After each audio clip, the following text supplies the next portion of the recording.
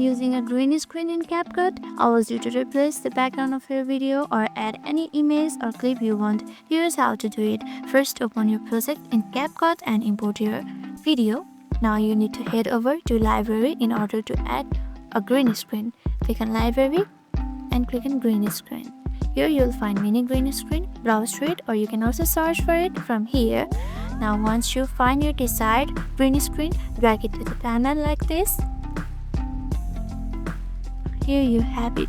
Now adjust its duration like this. Once you adjust it,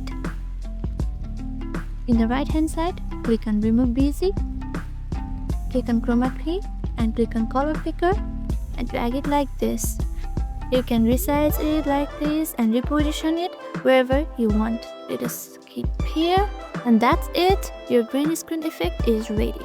If this tutorial helped you, don't forget to like, subscribe and hit the notification bell for more editing tips. Thanks for watching.